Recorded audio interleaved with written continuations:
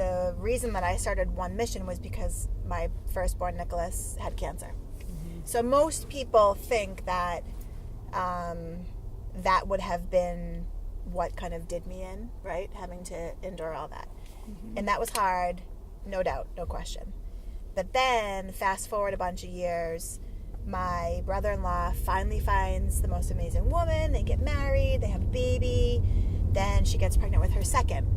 And so I got pregnant with my second because I was like, yes, let's have babies together. It's going to be so awesome. Uh-huh. And so my niece, Evie, was born.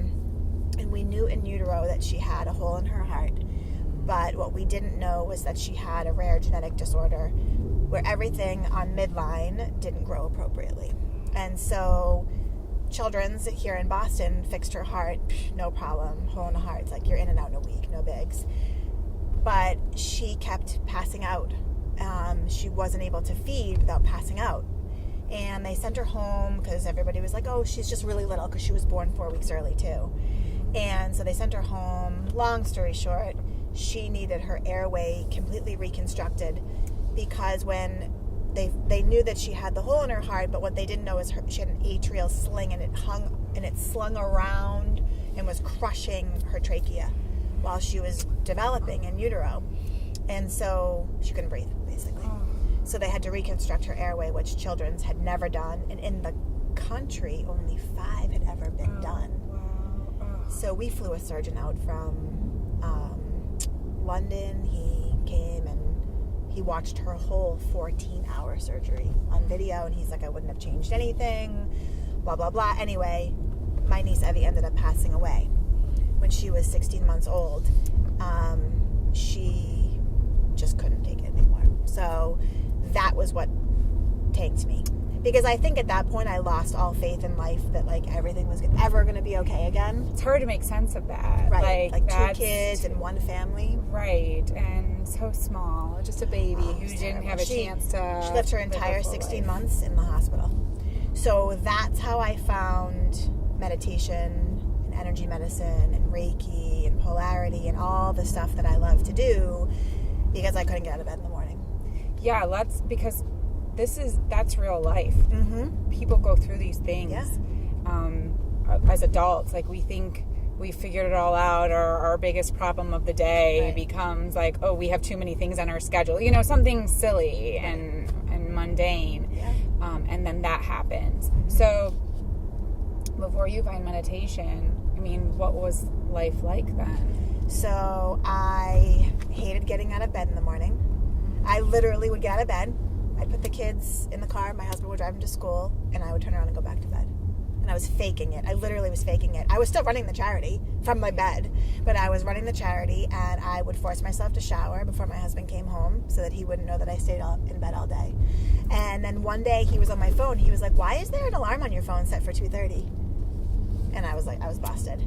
And I totally fell apart. And I was like, I'm anxious. I'm scared. I can't explain it. And he was like, all right, so it's time for you to pull your bootstraps up and you need to get yourself together. Mm-hmm. And I had already done the whole therapy thing after Nicholas. And like, listen, when you have like a traumatic event, like a sick child or a death, God forbid, therapy you can't have somebody say to you, like, how do you feel about that? Because you really need to have somebody who can meet you where you are. Yeah. So that's either somebody who's gone through it, or it's somebody who can literally take the pain out of your body. And that probably felt impossible. Like it totally just wasn't going to go away. It totally did, until I was getting my hair done one day. And there was a sign on the mirror that said, does your energy need balancing? And I was like, hi, where do I do this? So I went upstairs and I had Reiki for the first time, and she was amazing. I mean, I literally could feel it release out of my body. The pain and the suffering and the sadness and the anxiety, it literally left my body. So I did it for, a long time. And then I was like leaving one day. I mean, I literally went like every 3 months. And so I was leaving her house one day and I was like, great, so what are you guys going to do for the weekend? She's like, well, I'm going to teach a class. I was like, cool, what are you teaching? She's like, this. And it just clicked. I said, can I take the class? She said, I would be honored if you took the class. So, part of kind of like what I do in the world, I mean, I run one mission for sure, but I'm the one that everybody calls. Like, hey, my so-and-so's kid was diagnosed, or my best friend's kid, or my niece, or my nephew, or whatever. And I'm the one who goes to visit them in the hospital.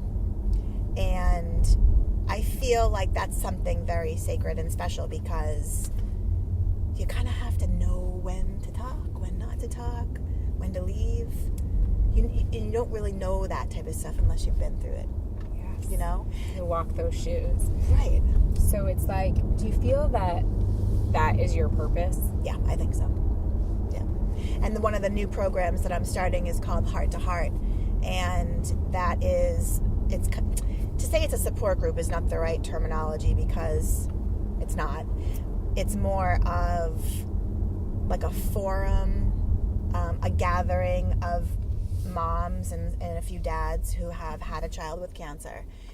And each of us kind of bring our own way of healing to the group. Mm-hmm. And I bring, hey, like, let me work on you for free, because I don't need to make the money. So, and in energy medicine and all of this stuff, the way that I healed myself, it's expensive. So that is my purpose. One mission was my purpose. Mm-hmm. And Heart to Heart is my second purpose. It's your gift. It's my gift to the world of being able to say, listen, like, I'm trained in a lot of healing modalities that I use personally, mm-hmm. and that I can help you to heal. I can help you take that stored crap, if you will, like, out of your body. So it's interesting, because you did not ask for that to be your purpose. Mm-mm. Right? And I feel like, just as human beings, when many of us are in tune with, I want to know, why am I here? What is my purpose? Yeah, right. I want to do something bigger. I want to do something that means something. Yep. So what you're doing is not something that you initially sought out. In fact, I'm sure in a way there would have been a time where you wish you didn't have to go through any of it, because there was such pain out of, you have, your son has cancer and battles that. You lose your niece. Like, all of that is so painful, and to happen to children. But to others who are thinking, like, gosh, that's amazing. Like, she really found her purpose out of pain. What would you say to others who are looking for theirs? Don't rush it. Well, we all have pain. Like, literally, every single one of us can write a pain to purpose story. So some pain is really big, and some pain is not. And mine happened to be big, but there's bigger pain than even what I went through. And so, and it can be, pain can be, you're in a relationship for 10 years, and all of a sudden the guy's like, hey, you're out, or right? So pain can be anything. And helping, I mean, you don't have to hang a shingle to help somebody, right? Helping somebody can just be being honest about your life, and saying it's okay to have things not be perfect, and it's okay not to always be happy, and here's my story, and this is how I got through it. Even just hearing that, even in an elevator or at a cocktail party, that's a helper. That's doing something for others and giving back, in my mind. I mean, that's kind of how I think of it, like a light worker, like a healer, right? Like light workers come in all shapes and sizes. And some of us put our hands on people to heal them, and others listen and share their own story. When you started One Mission, what was the mission? Like, did you sit with your husband around the kitchen table and just start spewing out some ideas? Mm-hmm. Yeah, so when we were in the hospital, I literally kept a legal pad of paper, and I'm super vocal, and so they used to walk around back in the day. This was 2006. They used to walk around on Saturday mornings and say, so how are things going? Is there anything we can do for you? Like, the head nursing staff used to do that. And I swear to God, towards the end, they used to cringe to come into my room, because I'd be like, yeah, hi. So it's ridiculous that we don't have this, and this. And why did we have this once and now we don't have it anymore? And every time I would ask the question, they would say, we had that once, but the funding ran out. Or, that's a great idea, but we need to find funding for it. But I didn't, at the time, I had zero idea that I was going to start a charity, but I kept a legal pad. I actually thought I was going to just start giving my own money to the hospital. I figured, like, that was my shtick, right? Right. That was going to be your thing. That was going to be my thing. They had a need, you were going to write a check. Exactly. That's what I thought it was going to be. So we go home, and I'm pregnant now with my second child. And I was like, you know, you're pregnant, sometimes you just want to cry. So I was looking through all the hospital stuff, and I came across this pad of paper, and I was like, oh yeah, that's right. Huh. So I said to my husband, I was like, so how much money do you want to write the hospital? It's time. We should write them a check.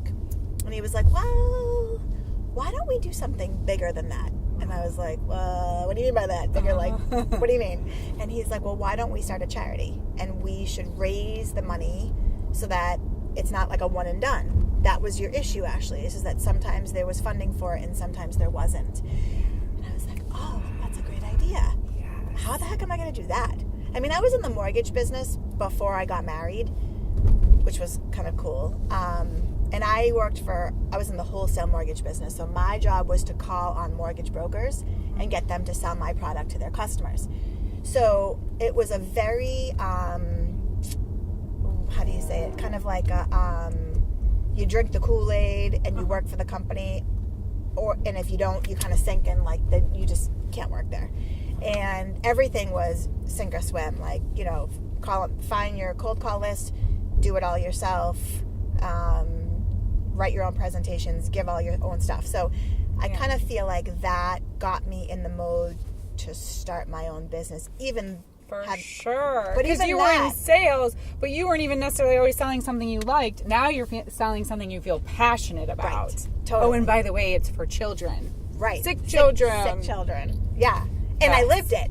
So lived it. I can talk about this like all day and twice on Sundays, right? Mm-hmm. So anyway, so that's how it got started. And, you know, it was originally we gave to research because Nicholas's cancer was rare. So, and of course, when you're in the hospital and you always ask, like, why can't we make this stop, right? So at the beginning, we wanted to be a part of finding a cure. Totally. Awesome. Great. Love it. So we, like, you know, have our first gala. Everything was amazing. And so I think the first check we cut to the hospital was like $125,000. It was like such small money, right? But I was so excited. It wasn't something you'd ever done before. That's huge. And I was think like, that's great. so exciting. So 6 months later, I'm like, all right, cool. So, like, what do we do with the money? And they were like, what do you mean? And I was like, so, like, are we there yet? Yeah. So he was like, oh, honey, that's not how it works. And this is going to take 10 plus years if we're even lucky to bring it to fruition on some level. Yeah. And I was like, but what about all these kids? Like every year, right? There's 10 years we'll lose so many. And they're telling you we need time, brains, and millions. And more money. So I was like, all right, so I went back to the list. And there was other things on there that I knew I could change today. Like free parking. The hospital's a boring place. Like, you know, these parents are struggling financially. They can't even afford to get themselves dinner. So I was like, okay, let's stop. Let's regroup. Let's do all of this stuff. And so then it was amazing because as soon as we did that, we literally changed the way that families go through pediatric cancer treatment. It's like a whole different ballgame now. There's toys, games, and activities that are age and like sex appropriate. Because before, when we were there, we would get like this stuff out of the treasure chest. That's what they call it. It was from McDonald's. The toys were from McDonald's, from the Happy Meal. Yeah, and they might have been from like 10 years ago McDonald's Happy Meals, right? Totally. It wasn't even appropriate. Yeah. And so when you go back and you see those changes, how this is so dumb because I always hate when someone goes, how does that make you feel? But what does it feel like to see those changes implemented? So hard to put into words. Because I was actually just at the hospital a couple weeks ago visiting a family, and I didn't know them very well. They were sent to me by somebody from their church who happened to know one of my large donors. So it was like a second remove. And so I'm like hanging out on the window seat with the mom, and we're talking, and I'm just kind of looking around, and there's There's a One Mission parent bag. There's a One Mission bottle. There's like all this One Mission stuff. And she was like, she almost, and it's totally common, but she was like, so wait, who sent you in here? She was happy to see me, but and I explained it to her, and she was like, wait a second, you're from One Mission. And I said, yeah. And she was like, thank you. Like, literally, she was like just pointing to everything in her room. And that's when I was like, okay, so what I'm doing is working.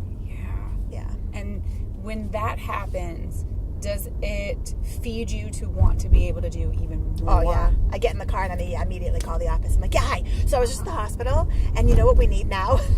They're like, oh, okay, slow down. And that's then when you go, okay, this is why these things happen to me. Because you are a doer, right? Totally. A lot of times people have ideas of things that they'd like to do, but they only live as an idea and they don't follow through. Yep. But not you. Because you had the idea, you made it happen, but then I think what makes someone like you amazing is that then you want to make it even better and even bigger. So you're never satisfied with just like, okay, yeah, I checked that off the list, right? Right. We just did an event, our first event actually. We went to a salon, and the woman opened up for us on a Sunday. And each mom got their hair done, their makeup done, professional headshots taken, and a Reiki session. Wow. And the coolest part of the whole day was two times actually. One, when they showed up, they were looking rough. I mean, they've been through hell. Yeah. The last thing that they care about is what they look like. I know I didn't. I was overweight, and I hadn't applied makeup in so long I forgot how to do it. You know what I mean? It wasn't a priority. It didn't matter. It totally didn't matter. Right. I was like, are you shitting me? My kid almost died. The last thing I care about is losing 15 pounds. Right. And so they left there. They had so many great connections, and they were talking about things they hadn't talked about in a really long time. And when I kicked it off, I said to them, like, listen, this is a safe place to talk about literally everything. Like, let's talk about the fact that you don't want to have sex with your husband because you're fucking tired and you have anxiety and you have PTSD. So yeah, you're not feeling sexy. No, dude. No, not even a little bit. Right. Let's talk about, how angry you are at your friends and how shitty you feel about that. Yeah. When you're finally done with treatment, your kid's finally done with treatment, you're home. Your friends are like, oh, sweet, it's over. Right on, like, let's... You feel that they feel that way. Oh, they do. They do feel that. They do. Because they don't get it. Because they've never done it. So they don't know that when you go home, it's a whole new slew of things. Now you're waiting for the next shoe to drop. And you're trying to reacclimate back to a life that literally doesn't exist. Like, it literally does not exist. So much has happened. You're no longer the same person. Your husband's no longer the same person. If you have other kids, they're no longer the same person because you've basically been ignoring them. And you totally don't mean to. Right. But they're not getting the same attention that they did before. I mean, like, everything's different, man. Everything. That is all really profound. It's I haven't been through that, so I would not have even thought of that. But right. your whole system is different. Totally different. I mean, even like your work, right? Like, you go to work, and if you were going to work while your kid was in treatment, everybody would, like, they treated you a little bit better. Like, maybe if your projects weren't in on time, like, they were like, it's okay. But then you're done, and everybody wants life to go back to the way it was. And you have just been through hell. You're like, literally time stood still for you. Literally time stood still. So it's like, you can't. And so they need help figuring that whole thing out. And I said, so, like, this is the place to talk about it. It's okay to be frustrated with your friends that they find that their biggest issue is their cleaning lady putting the shit in the wrong location. Yeah. Or whatever, And you have to forgive your friends who didn't show up, either physically or emotionally.